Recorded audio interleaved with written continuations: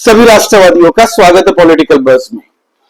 दोस्तों, कुत्ते को घी हजम नहीं होता, ये कहावत तो आपने सुनी होगी। उसी तरीके से पाकिस्तान को इज्जत रास नहीं आती। हर महीने दर महीने कोई ना कोई देश इंटरनेशनल बेइज्जती इन भिखारियों की करके जाता है।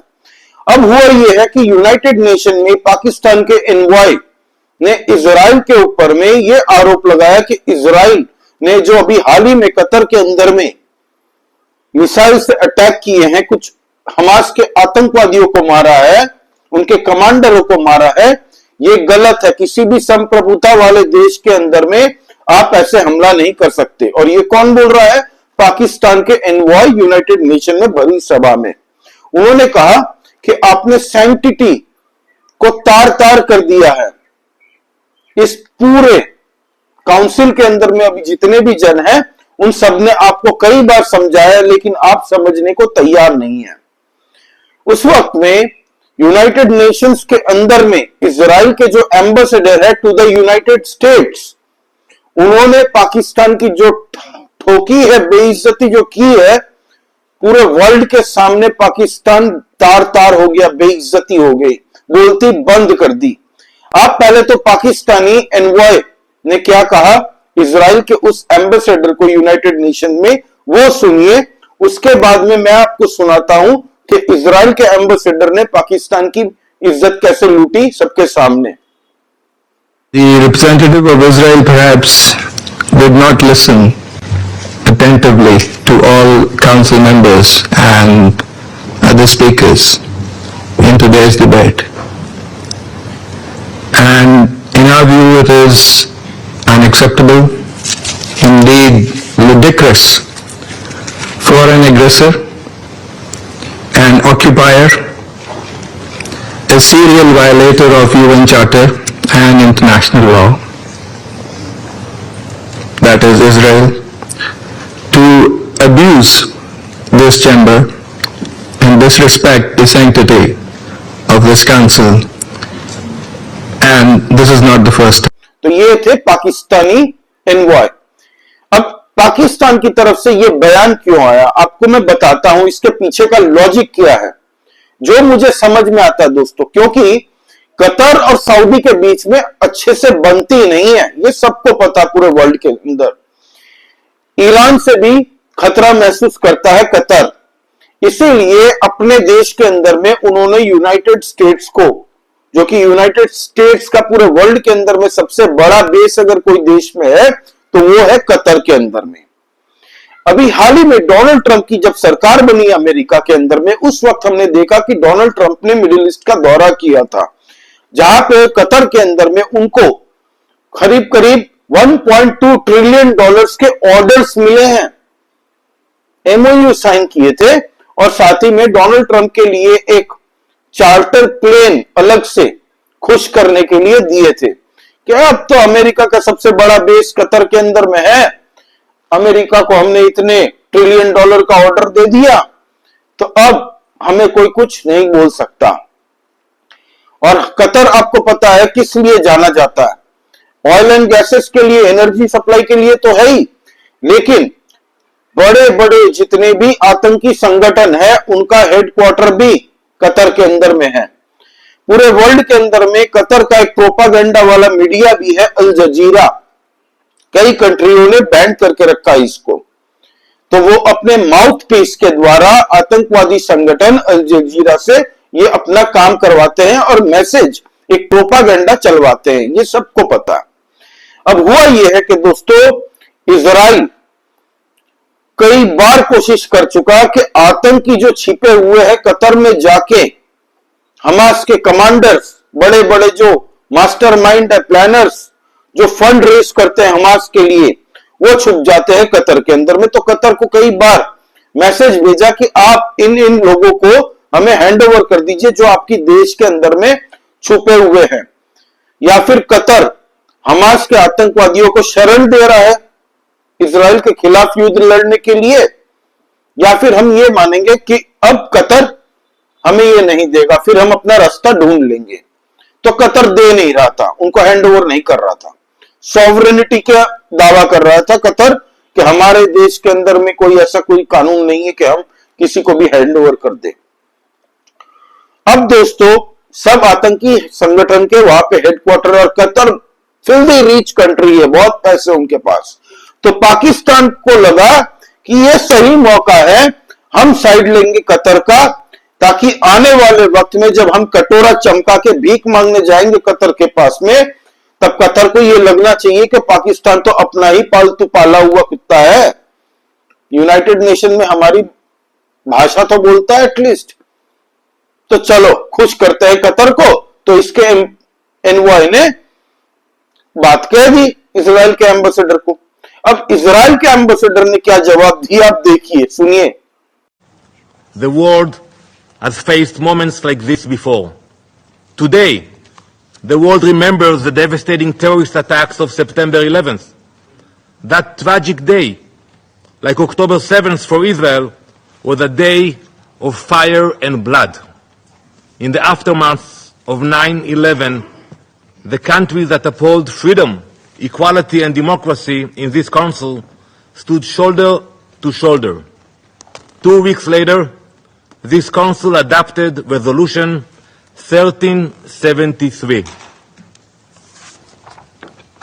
It said plainly, no state may harbor terrorists.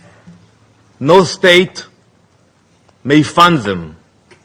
No state may give them safe haven. I urge you all to read this resolution. Any government that does so breaks this council binding obligations. That principle was clear then. It must be upheld today. And when bin Laden was eliminated in Pakistan, the question asked was not, why target a terrorist on foreign soil? No one asked that question. The question was, why was a terrorist given shelter at all? The same question must be asked today. There was no immunity for bin Laden, and there can be no immunity for Hamas.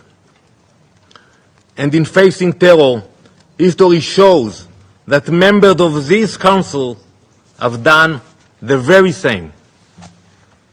From 2014 to 2022, France struck terrorists in Mali, Chad, Burkina Faso. अगर थोड़ी भी बुद्धि होगी ना, मैं बताता हूं आपको क्या बताया इसको बताया बेटा, जो 9/11 का दोषी तुम्हारे वहां पे ओसामा बिन लादेन पकड़ा गया अबोटाबाद में, पाकिस्तान के अंदर में। पूरा पाकिस्तान के अंदर में आतंकवादी संगठन के बड़े बड़े आका अमेरिका ने, वेस्टर्न कंट्रीज ने, वर्ल्ड के कई कंट्रीज ने ठोके हैं, और सब पाए जाते हैं पाकिस्तान में। और पूरे वर्ल्ड में जहां भी आतंकवादी हमला कहीं होता है तो उसके तार भी पाकिस्तान से जुड़े जाते हैं। जब अमेरिका ने तुम्हारे देश के अंदर में घुस के ओसामा बिन लादेन को मारा था, तब तुम्हारी बोलती नहीं गई कि सॉवरन देश है पाकिस्तान, हमारे मुल्क के अंदर में आके तुम्हारी हिम्मत कैसे हुई? क्योंकि अमेरिका ने तुम्हारे मुंह में, तुम्हारे हर जगह पे डॉलर गार्ड रखे थे, डॉलर डाल दिए थे, इसीलिए तुम लोग कुछ बोले नहीं। फिर अफगानिस्तान के अंदर में पाकिस्तानी एयरफोर्स जाके मिसाइल मारती है कि वहां पे आतंकवादी छुपा हुआ है, हमें लगता है इसीलिए मिसाइल मारते हैं, जबकि मासूम सिविलियंस मारे जाते हैं। तब पाकिस्तान सॉवरेनिटी, अफगानिस्तान की चिंता नहीं है कि अफगानिस्तान भी एक सॉवरेन मुल्क हो चुका है, और अब तुम सॉवरेनिटी का हमें चूरन बेचने की कोशिश कर रहे हो। पहले अपने गिरबान में जाको, जितने भी आतंकवादी संगठन है सब तुम्हारे ही मुल्क में है, और जैसे ही हमने आतंकियों को मारा, हमास के कमांडरों को कतर में मारा, तो दर्द पाकिस्तान को हो रहा है। तो अपनी औकात में रहो, तुम हमारे दोस्त मुल्क तो हो ही नहीं और हो भी नहीं सकोगे। ये इजराइल ने सीधा सीधा मैसेज दे दिया उनको। अभी 2 दिन पहले बेंजामिन नेतन्याहू ने कतर को एक मैसेज दिया, आप ये देखिए। ओह, गलत पिक्चर दिखा दी, सॉरी अखिलेश यादव जी, टोटी भैया को नमस्कार, सॉरी। ये देखिए, ये ट्वीट किया था नेतन्याहू ने, कतर को सीधे सीधे कहा कि ना कतर के साथ हमारी दुश्मनी है, ना हमारी आपको हमारे साथ दुश्मनी है ना। Tomorrow is September 11th. We remember September 11th. On that day, Islamist terrorists committed the worst savagery on American soil since the founding of the United States. We also have a September 11th. We remember October 7th. On that day, Islamist terrorists committed the worst savagery against the Jewish people since the Holocaust. What did America do in the wake of September 11th? It promised to hunt down the terrorists who committed this heinous crime wherever they may be. And it also passed a resolution in the Security Council of the UN 2 weeks later that said governments cannot give harbor to terrorists. Well, yesterday we acted along those lines. We went after the terrorist masterminds who committed the October 7th massacre. And we did so in Qatar, which gives safe haven. It harbors terrorists. It finances Hamas. It gives its terrorist chieftains sumptuous villas. It gives them everything. So we did exactly what America did when it went after the terrorists, the Al-Qaeda terrorists in Afghanistan, and after they went and killed Osama bin Laden in Pakistan. Now the various countries of the world condemn Israel. They should be ashamed of themselves. What did they do after America took out Osama bin Laden? Did they say, oh, what a terrible thing was done to Afghanistan or to Pakistan? No, they applauded. They should applaud Israel for standing and up to these same principles and carrying them out. And I say to Qatar and all nations who harbor terrorists, you either expel them or you bring them to justice. Because if you don't, we will. हमारे Israel के देश के मुल्क के दुश्मन जितने भी हैं वो सब कतर में जाते हैं, आप उनको शरण देते हो। सीधा हिसाब है, आतंकवादियों का शरण आप देते हो, मतलब आप उसके पीछे हो। कतर इस्लामिक देश होते हुए इन आतंकवादियों को फंडिंग करता है, पालता है, पोसता है। इसका मतलब यह है, अगर आप आतंकवादी देश नहीं हो, अगर आप आतंकवाद के खिलाफ पूरे विश्व के तरह लड़ रहे हो, तो इन्हें हैंड ओवर कर दो। अगर नहीं कर सकते तो इजराइल अपना रास्ता बना लेगी। हमें पता है कि हमें क्या करना है। यह मैसेज नेतन्याहू ने दिया। और पाकिस्तान को जो खुजली है ना भाई, वो सिर्फ और सिर्फ इनको डॉलर दिख रहे हैं कि हो सकता है कतर हमसे रूठा हुआ है। 2-4 बार भीख मांगने गए थे तो कतर ने भगा दिया, भाग यहां से बोल के। हो सकता है कि भाई अब थोड़े बहुत ऐसे डॉलर फेंके हम हमारे सामने, क्योंकि अभी अमेरिका भी हमारे साथ में है। क्योंकि अभी पाकिस्तान को लगता है कि पूरे वर्ल्ड में सुपर पावर से भी बड़ा सुपर पावर वही है। अमेरिका के डोनाल्ड ट्रंप का इंटरेस्ट है अभी इस वक्त में पर्सनल, इसीलिए पाकिस्तान को लगता है वही सब करता धरता है पूरे विश्व का। 2% की हैसियत नहीं है इनकी। यूनाइटेड नेशन में भी इनके एनवॉय गए होंगे तो उधार लेके गए होंगे प्लेन पे खड़े होते होते, और ये ज्ञान दे रहे हैं वर्ल्ड को टेररिज्म पे। सोचिए आप। अब दोस्तों एक आखिरी बात कहना चाहता हूं। हमारे जो आज मैच होने वाला है इंडिया पाकिस्तान का, मैं पर्सनली इसको बॉयकॉट कर रहा हूं। मेरे साथ सोशल मीडिया में हजारों लाखों लोग इसको बॉयकॉट करने वाले हैं, क्योंकि पहलगाम का आतंकी हमला हम नहीं भूले हैं। जितने भी मासूम भारतीय मारे गए हैं पाकिस्तानी आतंकवादियों के द्वारा, और देशभक्ति का ठेका खाली हमारी फोर्सेस ने नहीं ले रखा। मानता हूं कि ये मल्टी टूर्नामेंट है, मल्टी कंट्री टूर्नामेंट, आईसीसी का इवेंट है, इसीलिए बीसीसीआई इसको मना नहीं कर सकती।